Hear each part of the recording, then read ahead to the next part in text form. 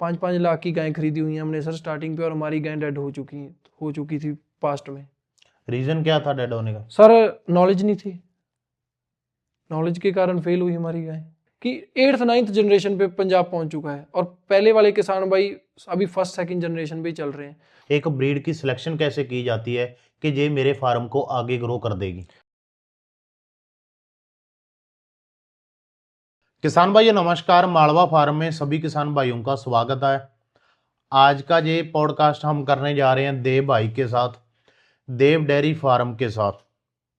इनकी जो नॉलेज है, इनकी जो नॉलेज का भंडार है, उनमें से छोटा सा हिस्सा इस पॉडकास्ट के माध्यम से आपके साथ शेयर करने की कोशिश करेंगे। आप कहाँ कहाँ से ये पॉडकास्ट देख रहे हो नीचे कमेंट करके बता देना। नई उम्र का लड़का है, 22-23 साल लड़के की उम्र है, लेकिन जो लड़के ने ब्रीड के ऊपर नॉलेज इकट्ठी कर रखी है वो बाकमाल है। पंजाब की और इंडिया की तो किताबें पढ़नी ही पढ़नी है। स्पेशल इनके मित्र ऑस्ट्रेलिया में है, ऑस्ट्रेलिया से मंगाकर 3-4 बुक डेयरी फार्म के ऊपर हैं जो ऑस्ट्रेलिया की, वो इन्होंने पढ़ रखी हैं। गायें भी सेल परचेज का काम करते हैं। अगर आपने गायें खरीदनी है ऑल इंडिया की डिलीवरी मिल जाएगी, लेकिन ये वीडियो सिर्फ और सिर्फ नॉलेज पर्पज़ के लिए बनाते हैं। हमारा और चैनलों जैसा काम नहीं है कि गायें दिखाते रहो, सेल परचेज वाली पैसे कमाने का काम करो। समय निकाल कर टाइम टू टाइम हम आपके साथ नॉलेज शेयर करते रहते हैं। देव नमस्कार भाई। नमस्कार सर जी। स्वागत है भाई आपका हमारे पॉडकास्ट में। सर पहले तो मैं आपका स्पेशल दिल से थैंक्स करना चाहूँगा, और किसान भाइयों को जितना प्यार और सपोर्ट दिया उन्होंने, और बहुत थैंकफुल हूँ मालवा फार्म की टीम का सर। जी बिल्कुल, जब से मालवा फार्म पे आपकी वीडियो आ रही है जी सर, सभी आपकी एक ही चीज की तारीफ कर रहे हैं कि लड़के को बोलने का लहजा बहुत अच्छा है। सर उसी बात पे आते हैं, जो ग्रेजुएशन की बात की जाए तो सर ग्रेजुएशन मेरी +2 कंप्लीट है।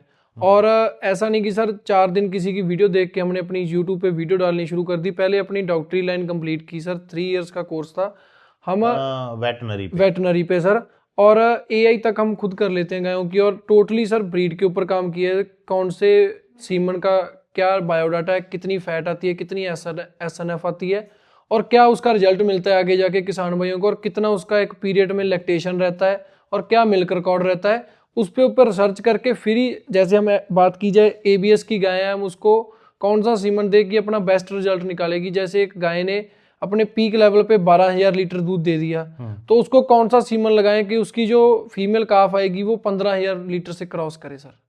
तो इसी बात की सर हम ये भगवान का तहे दिल से धन्यवाद करते हैं कि हमें इतनी नॉलेज है। हम ये नहीं बोलते सर हमें बहुत ज़्यादा नॉलेज है, बस इतनी की नॉलेज है। कोई किसान भाई अगर हमसे गाय खरीदता है या कोई नॉलेज लेता है, कोई फेल नहीं होने देते उसको सर। ब्रीड का फ्यूचर क्या मानते हो, आगे जाकर डेयरी फार्म कहाँ तक स्टैंड करेगा? क्योंकि हर बिजनेस अप जाता है, डाउन जाता है, फ्लक्चुएशन आती रहती है। डेयरी फार्म के बिजनेस को कैसे देखते हो, ये अप जाएगा या स्टेबल रहेगा या डाउन भी जा सकता है? सर आज की बात की जाए तो पीक लेवल पे अपना डेयरी फार्म का बिजनेस चल रहा है सर। और दूसरी बात की जाए सर, जो आने वाला टाइम है तो इस बिजनेस में सर अंधा पैसा है। मैं आपको सीधी बात बोल देता हूँ, अगर कोई ये नहीं कि भाई अगर मेहनत करेगा, अगर आप 24 घंटे में से 10 घंटे फार्म पे अपने निकाल दो तो बहुत है, सफिशिएंट है। चलो पंजाब वाले तो सर एडवांस टेक्नोलॉजी, सेंसर लगे हुए हैं गायों के, आपको भी उस लेवल तक पहुंचाएंगे। पर आपका सर अगर एक दिन 24 घंटे का होता है, आपके 10 घंटे का प्रेजेंस अपने फार्म पे होना चाहिए। ये नहीं कि आप लेबर के ऊपर छोड़ दो। बहुत से ऐसे किसान भाई हैं पंजाब से गायें ले जाते हैं सर, पर अपनी प्रेजेंस नहीं देते वो सर फार्म पे, इसलिए लैक ऑफ नॉलेज के कारण वो अपना फार्म फेल होने के कारण रहते हैं। फिर नाम आता है कि पंजाब में हमें सही गाय नहीं मिली। सर पंजाब की गाय की जाए तो बाद में सर एक सोना है, सोने की चिड़िया है ब्रीड के मामले में सर। क्या मेन रीजन मानते हो फार्म फेल होने के? सर फार्म फेल होने के सर 3 मेन कारण है सर। एक तो सर आपके पास अच्छी ब्रीड ना हो, एक मैनेजमेंट ना हो सर, एक अच्छा स्किल्ड नॉलेज ना हो आपके पास सर। 3 कारणों में से पहला एक्सप्लेन करो, ब्रीड। एक ब्रीड की सिलेक्शन कैसे की जाती है कि ये मेरे फार्म को आगे ग्रो कर देगी? सर देखो हमारा सर पहली बात तो सेल परचेज का काम है। हमारे पास सभी स्टेट का कस्टमर आता है और सभी बजट की गाय लेके जाता है। हमारे पास एवरेज रेट 70,000 से शुरू हो जाता है। पर आपको अगर पंजाब में ब्रीड लेनी है ना सर, तो 1 लाख से अब चलना पड़ेगा। आप सोचो हमें 1,20,000 में, 1,30,000 में 40 लीटर वाली गाय मिल जाएगी। वो सब झूठ बातें, हम कैमरा बात कर रहे हैं। वो किसान की बात रह जाती है। उन्होंने, कई किसान भी सर 2 तरह के होते हैं ना, एक ने सर खाली दूध के लिए गाय लेके जानी है, वो तो एक मैटर ही अलग रह गया। एक ने हमारे पास ऐसे किसान भाई आते हैं जिन्होंने ब्रीड के ऊपर काम करना है, वो कहते हैं हमें चाहे 30 लीटर दूध दे दे पर हमारे पास जनरेशन 5th आ जाए। वो किसान भाइयों को सल्यूट है जो इतना हमें प्यार और सपोर्ट देते हैं। तो वही बातें हैं सर, ब्रीड के ऊपर काम कीजिए आप। हमारे पंजाब में क्या दिक्कतें हैं कि 8th 9th जनरेशन पे पंजाब पहुंच चुका है और पहले वाले किसान भाई अभी 1st 2nd जनरेशन पे ही चल रहे हैं।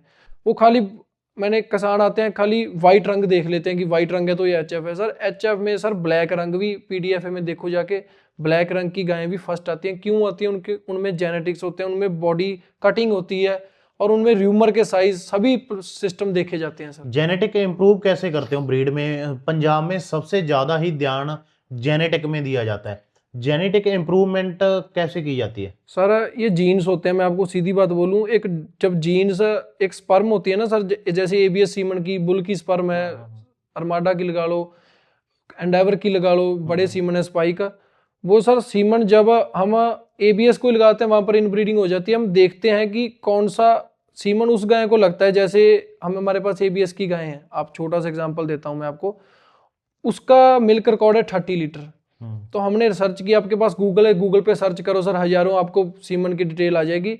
वो देखो उसके पीक लेवल पे, जैसे हमने एबीएस अरमाडा की गाय है उसको हम सीमन लगा रहे हैं वर्ल्ड वाइड का, मिल्की का। तो वो तो सर एक्स्ट्रा ऑर्डिनरी सीमन है, जो गाय हमारी नॉर्मल लेवल की है। तो वो मिक्सिंग होके ना सर, जब एबीएस के सीमन में वर्ल्ड वाइड का सीमन जाएगा तब जाके आपके जेनेटिक इंप्रूव होंगे। आप सोचो कि आप गाय ले रहे हो अननोन ब्लड लाइन की और सीमन लगा रहे हो। आपने मेरी बात सुनो, आप पंजाब आ गए, आपने किसी भाई से गाय ले ली, आपको वैसे ही बोल दिया ये सीमन की है, गाय किसी और सीमन की है, आपने सीमन एबीएस लगा दिया जाके। गाय जब होगी एबीएस सीमन की, आपके पास ब्रीड कैसे आ जाएगी सर? इनब्रीडिंग हो जाएगी। इनब्रीडिंग हो जाएगी सर। दूसरी बात करिए आपने मैनेजमेंट में, मैनेजमेंट की कमी से फार्म फेल हो जाता है। एक अच्छा फार्म वेल मेंटेन कैसे किया जाए? सर मैनेजमेंट में बातें तो बहुत आ जाती हैं, पर मैं मैनेजमेंट ये मानता हूँ, आपके पास एक नीट एंड क्लीन फार्म होना चाहिए, गंदगी नहीं होनी चाहिए, और एक पानी की व्यवस्था साफ सुथरी होनी चाहिए, और एक आपका जो लेबर है या आप हो वैक्सीनेटेड होना चाहिए आपका फार्म। विदाउट वैक्सीन या कोई अननोन थर्ड पर्सन आपके फार्म में एंटर करता है तो उसको मत आने दो। अगर, क्योंकि सर डिजीजेस का, आपको इन्फेक्शन का बहुत ज़्यादा डर रहता है। तो वही बातें हैं, आप किसान थोड़ी सी अवेयर हो जाए तो फार्म आपका फेल नहीं हो। क्योंकि ये गायें है ना सर, ये बहुत ही एक खिलौना है सर, इनको इन्फेक्शन बहुत जल्द आ जाती है। ऐसे नहीं तो लॉन्ग टाइम सर्वाइव कर जाती है, पर प्रिकॉशंस होते हैं, वो प्रिकॉशंस का ध्यान रखें, आप वैक्सीनेटेड रखें आपका फार्म, तो कोई दिक्कतें वाली बात नहीं है सर। लास्ट पॉइंट आपने बोला था फीडिंग। फीड तो सारे मेन पॉइंट है।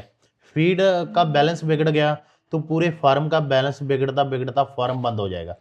फीड को मेंटेन कैसे किया जाए, अच्छी फीड कैसे जानवरों को डाली जाए ताकि गाय की बॉडी का वेट भी ना कम हो और दूध भी अच्छा दे दे? देखो सर, फीडिंग में क्या होता है, सबसे रोल प्ले करता है पानी सर हमारा। गाय में सर 60 to 70% पानी रोल प्ले करता है दूध में, और 30% हमारी जो हम ड्राई मैटर खिलाते हैं गायों को, उसको पानी सफिशिएंट जाना चाहिए। वही कि उसको डिहाइड्रेट ना हो, उसका पीएच लेवल डाउन ना हो। तो बात आ गई फीडिंग के ऊपर। जब हम फीडिंग पंजाब से गाय ले जाते हैं तो हमारी गाय होती है 30 लीटर वाली। जब हम इधर तो गाय कारगिल फीड खा रही है, कोई भी साइलेज खा रही है, हम जाके उधर कोई नॉन ब्रांड यूरिया की ज़्यादा मात्रा वाली फीड डाल देते हैं, तो उसका सर पीएच लेवल गाय का, अंदर से र्यूमर का सिस्टम सारा वो हिल जाता है सर। ये नहीं कि आप गाय 30 लीटर वाली आपने ज़्यादा फीड डाल दी, ज़्यादा दूध निकाल लोगे, वो उसका ये भी देखो, आप डाइजेस्टिव सिस्टम सारा अगले लैक्टेशन के लिए वीक हो चुका है, आप गाय खत्म कर चुके हो। आप कई भाई बोलते हैं पंजाब की गाय रुकती नहीं, आप हमसे सीखो तो सही। हम आपको बताएंगे भी कैसे गाय को एआई करवानी है, कैसे उनको स्टेबल करना है। आप ये मत समझो कि हमने 2-2 लाख की गाय ले ली तो हम पंजाब के किंग बन चुके हैं। 5-5 लाख की गाय खरीदी हुई है हमने सर स्टार्टिंग पे, और हमारी गाय डेड हो चुकी थी पास्ट में। रीजन क्या था डेड होने का? सर नॉलेज नहीं थी, नॉलेज के कारण फेल हुई हमारी गाय। अपने आप को किंग बोलने लग गए थे कि ब्रीड के हमने 5 लाख की गाय ले ली तो हमसे ऊपर कोई नहीं है। अभी नॉलेज ली, 3 साल की डॉक्टरी लाइन कंप्लीट की अपनी, अब देखा गाय को, परखा सारा। तो एक गाय के थन में दिक्कत आ जाती है मिस्टेटस सर, सबसे बड़ी प्रॉब्लम आती है। फार्मर कैसे ध्यान रखें, पहले से ही सेफ्टी रख लें, या फिर अगर मिस्टेटस आ गई तो उसकी केयर कैसे की जाए? इसको थोड़ा सा डीपली एक्सप्लेन करो। क्योंकि आपके पास बड़ी गाय होती है 40-45 लीटर वाली, आपके तो कभी नहीं सुना कि मिस्टेटस आ गई, अगर आती भी है तो रिकवर कर जाते हो आप। सर मस्टैटिस के सर दो बड़े कारण होते हैं। एक तो सर आपका सर यूरिया की मात्रा आपके ज़्यादा हो खाने में, और दूसरी बात सर आपकी गाय लूज अडर की हो, लटकता हुआ घुटनों के नीचे अडर है, उस गाय को सर मस्टैटिस आनी ही आनी है। आप फीड देखो कौन सी डाल रहे हो, जहाँ पर उसको सर जब हम ज़्यादा फीड डाल देते हैं ना गाय को, तो गाय में एसिडोसिस की प्रॉब्लम आ जाती है, उसके र्यूमर के एसिडोसिस की दिक्कत आ जाती है, उसके कारण गाय को मस्टैटिस की दिक्कत आती है सर। कई भाई बोलते हैं हमने फीड ले ली, 1500 का गट्टा ले लिया तो डाल दी जाके, तो आप फीड देखो ना, फीड के गत्ते में क्या है, फीडिंग सिस्टम क्या है उसका, सारी चीजों में ध्यान रखो। फीड मैनेजमेंट मस्टैट्स में सर आप फिक्स अडर की गाय लो, कंपैक्टनेस वाला अडर लो, आपके 80% चांस कवर हो जाते हैं, आपको मस्टैटिस की दिक्कत नहीं आएगी। और दूसरी बात जो रह गई 20% वो आपके खाने दाने में ही होता है। जब मस्टैटिस आपकी जो फीडिंग, जहां पर आप फीडिंग डालते हो गायों को, वहां पर साफ सफाई नहीं होती, तो वो सारी बातें ध्यान रखो, मस्टैटिस आती नहीं सर। और दूसरी बात, मस्टैटिस ना सब दो तरह की होती है, एक सब क्लिनिकल मस्टैटिस होती है, एक क्लिनिकल मस्टैटिस होती है। जो सब क्लिनिकल मस्टैटिस होती है वो हमें दिखती नहीं, जो क्लिनिकल मस्टैटिस होती है हमें दिख जाती है। सब क्लिनिकल मस्टैटिस वो होती है सर, जो हम गाय हमारी अगर 30 लीटर वाली है, वो 2 लीटर दूध निकाल के उसका दूध बंद हो जाएगा सर, उसमें ना तो कोई छिद्दी आएगी ना कोई वो आएगा, वो दूध खाली सफेद होगा और 2 लीटर दूध आगे थन खाली हो जाएगा। और जो क्लिनिकल मस्टैटिस है उसमें हमारे छिद्दी आएगी, जो पोर्स होते हैं वो आते हैं, दूध की छिद्दी बन के आ जाती है, उसे क्लिनिकल मस्टैटिस हो।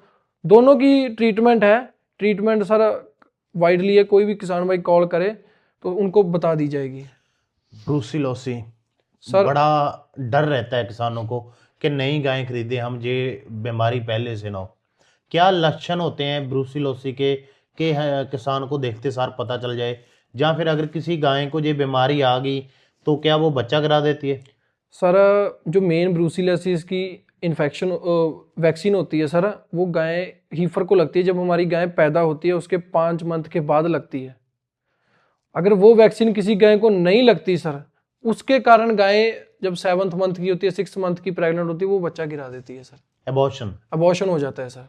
तो किसान भाई का मन बिल्कुल ही टूट जाता है। पंजाब में आते हैं हमारी गाय के, आप कोई भी गाय खरीदो, इनकी टेल नहीं होती सर, ये टेल है, इनमें से डीएनए लिया जाता है सर। आप डीएनए चेक करवा के फिर गाय को लो, सारी वैक्सीन रिपोर्ट अगर सही है तो गाय खरीदो, वरना मत खरीदो सर। ठीक है, डायरेक्टली बातें हैं सर हमारे पास, हम कोई किसान भाई को अपनी तरफ बुलाना नहीं चाहते।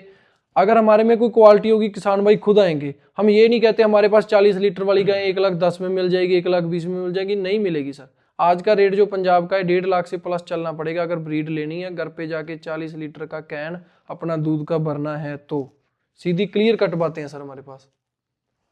एक अच्छी ब्रीड की सिलेक्शन करने समय कौन कौन सी बातों का नए किसान को ध्यान रखना चाहिए ताकि ब्रीड भी सही मिल जाए, गाय की बॉडी करेक्टर भी सही मिल जाए और गाय दूध वाली भी हो? सर अच्छी ब्रीड के लिए तो सर अगर आपने ब्रीड लेनी है तो उसकी 3 पीढ़ियों का रिकॉर्ड होना चाहिए। उसमें बातें दो हैं सर। रिकॉर्ड में क्या क्या देखते हो आप? रिकॉर्ड तो कोई फेक पेपर में भी बनाकर दे देगा, भाई ये लो, ये 3 पीढ़ियों का रिकॉर्ड दे दिया, उसकी जेन्युइनिटी कैसे पता लगेगी कि ये गारंटी है इसकी?